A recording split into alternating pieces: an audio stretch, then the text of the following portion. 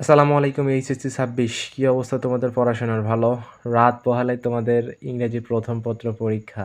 ইংরেজি প্রথম পত্রের 2 নাম্বারে থাকবে ফ্লোচার্ট, মার্ক হচ্ছে স্যার 10। কিভাবে তুমি সঠিক কৌশলে একটি ফ্লোচার্ট লিখে সর্বোচ্চ মার্ক নিশ্চিত করতে পারো সেটাই আজকে দেখাবো। চলো সময় কম, শুরু করে দেই। দেখো এইচএসসি ফ্লোচার্ট, দেন 1 নাম্বারটা দেখো, একটু খেয়াল করো। এগুলো ফার্স্ট হচ্ছে রুলস, হ্যাঁ? ফার্স্টের নিয়মগুলো পড়ার পরে আমরা একটা বোর্ড কোয়েশ্চেন সলভ করব। তোমাদের কাছে তখন অনেকটাই ক্লিয়ার হয়ে যাবে। 1 নাম্বার রুলসটা দেখো। ফ্লো শব্দের অর্থ হচ্ছে প্রবাহ বা ধারাবাহিকতা। ফ্লো শব্দের অর্থ কি? প্রবাহ বা ধারাবাহিকতা। 2 নাম্বারটা দেখো। শোয়িং বা হাইলাইটিং এর পরে যে বিষয়টাকে ফ্লো করতে বলা হবে, প্যাসেজের শুধু সেই বিষয়টাতেই আলোকপাত করতে হবে। মানে কি বললাম বুঝলাম? মানে কোশ্চেনে শোয়িং এবং হাইলাইটিং এর পরে যে বিষয়টাকে ফ্লো করতে বলা হবে, প্যাসেজের শুধু সেই বিষয়টাতেই আলোকপাত করতে হবে। চলো একটা এক্সাম্পল দেখে নেওয়া যাক। এই যে এখানে দেখো আমি একটা কোশ্চেন দিয়েছি, রাজশাহী বোর্ড 2025। দেখো 2 নাম্বার লেখা আছে। লেখাটা একটু পড়ি। রিড দ্য ফলোয়িং প্যাসেজ, মানে নিচের প্যাসেজটি পড়ো and make a flow chart, এবং একটি ফ্লো চার্ট তৈরি করো। এই যে দেখো, তারপরে আমরা একটা শব্দ চাইছিলাম না, যে শোয়িং। দেখো দেখো আমরা এখানে একটা শব্দ পেয়ে গেছি, নাম হচ্ছে শোয়িং।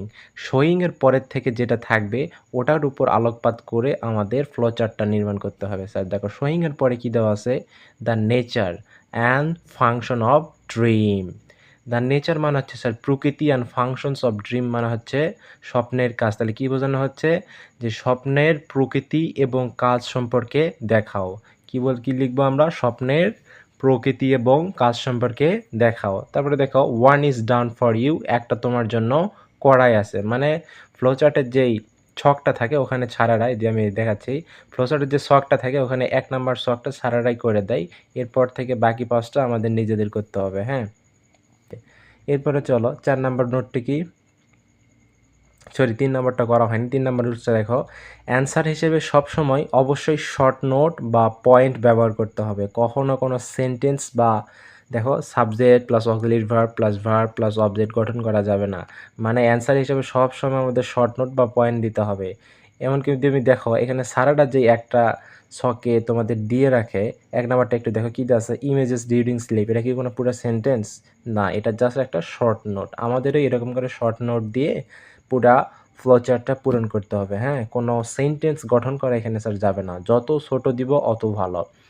অন্য কিছু দিয়েও শুরু হতে পারে। এখানে তোমাদের একটা কোশ্চেন হচ্ছে, যদি স্যার প্রথম যে ছকে 1 নাম্বারটা স্যারেরা করে দেয়, ওইটা যদি ভার্ব প্লাস আইএনজি দিয়ে শুরু হয়, তাহলে কি আমরাও ভার্ব প্লাস আইএনজি দেবো? যদি ভি3 দিয়ে শুরু হয় তাহলে আমরাও কি ভি3 দিয়ে শুরু করব?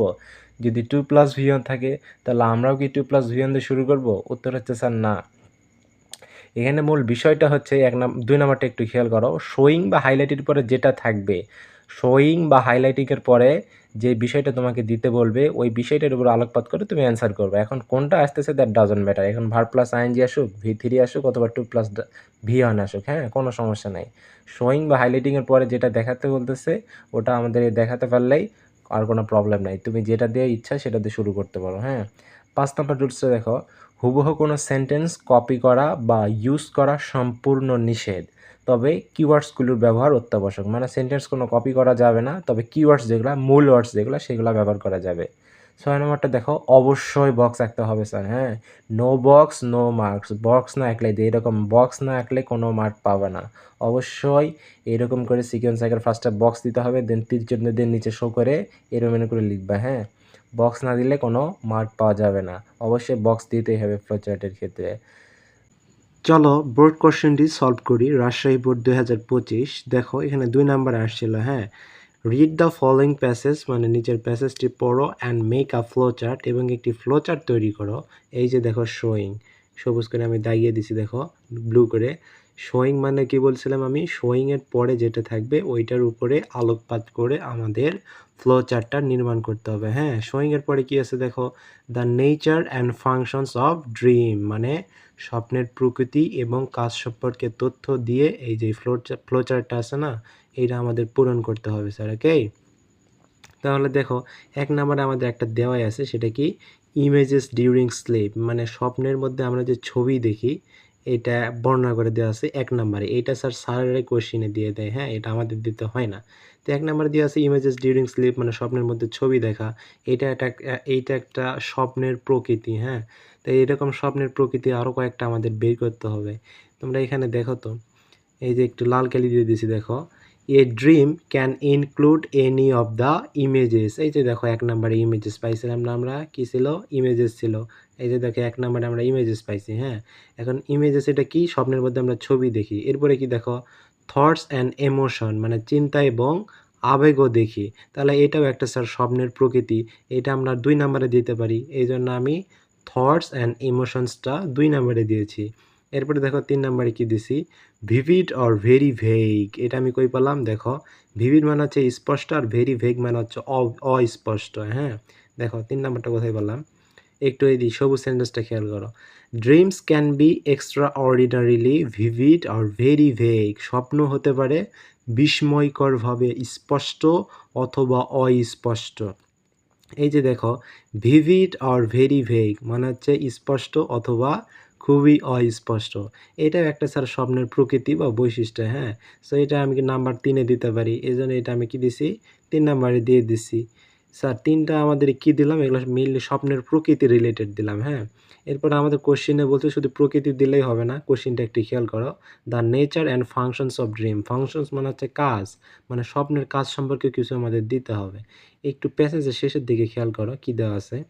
শেষের দিকে দাগানোগুলান দেখো, লাল কালি থেকে শুরু করো। Dreaming is essential. স্বপ্ন হচ্ছে অপরিহার্য to mental, emotional and physical wellbeing. মানসিক, আবেগগত এবং শারীরিক স্বাস্থ্যের জন্য স্বপ্ন হচ্ছে অপরিহার্য। দেখো এখানে কি পাইছি? Mental, emotional and physical. এই 3টা দিয়ে তুমি 3টা সেন্টেন্স বানাতে পারো। স্যার দেখো সেন্টেন্স তো না, এগুলো হচ্ছে শর্ট নোট। 4 নাম্বারে কি দিছি? এসেনশিয়াল ফর মেন্টাল ওয়েলবিং মানে এটা কি? মানসিক স্বাস্থ্যের জন্য অপরিহার্য। দেখো 5 নম্বরে কি দিছি? এসেনশিয়াল ফর ইমোশনাল ওয়েলবিং মানে আবেগগত স্বাস্থ্যের জন্য ভালো। দেন 6 নম্বরে কি দিছি? এসেনশিয়াল ফর ফিজিক্যাল ওয়েলবিং শারীরিক স্বাস্থ্যের জন্য ভালো। ওকে? সো এরই মধ্যে দিয়ে তোমাদের বোর্ড কোশ্চেনটা সলভ হয়ে গেল। দেখলা আমি প্রথমে কি করছি? ফার্স্টে রুলস দিছি, দেন রুলস পড়ানোর পর একটা বোর্ড কোশ্চেন সলভ করে দিলাম। আশা করি তোমরা খুব সহজেই বুঝতে পেরেছ। তোমাদের জন্য শুভকামনা রইল। কালকে তোমরা ইনশাআল্লাহ ভালো করবে।